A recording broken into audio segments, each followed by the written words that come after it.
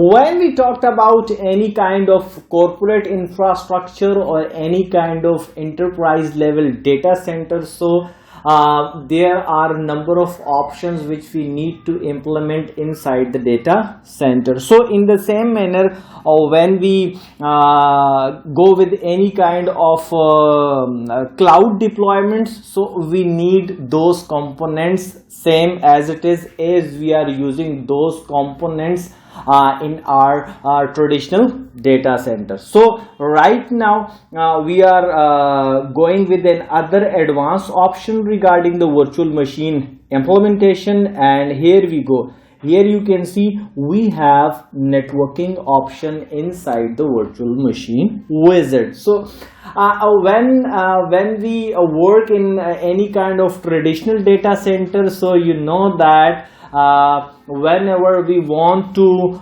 connect our physical servers or any kind of laptop with our LAN infrastructure or with our WAN infrastructure, so we need physical switches. So physical switches are those devices which are providing connectivity to our laptops, desktops, and any kind of infrastructure which is currently running inside the data center. So when we talked about cloud infrastructure, it may be on Amazon platform, maybe on Google Cloud or Azure as well. So when virtual machine is created and we want that this virtual machine connect with the cloud infrastructure, so for that purpose we need virtual switches or virtual network. And here you can see we have virtual network inside Microsoft Azure.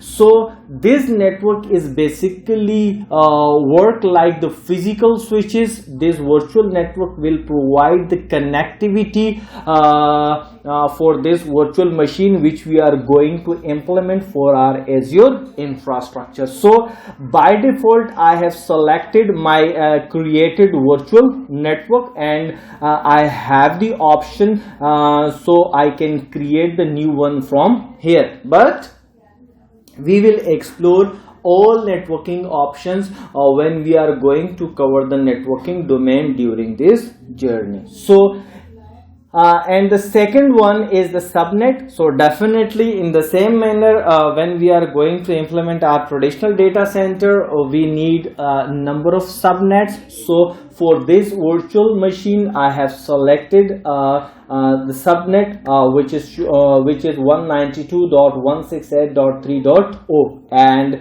in the same manner here you can see we have public IP option available. So it's an option for you from the drop down list. If you don't want to use the public IP address, so just select the none option, and if you want to use the default option, so here we will move with the default option, and if I want to create the new one, this option is also available over here. And when I move forward, so another tremendous option is available, and this option is about security, and here you can see NIC, network security group. NSG is generally used to protect this virtual machine from any kind of inbound traffic or any kind of outbound traffic. So we are using the basic option, and if you want to explore further, and here you can see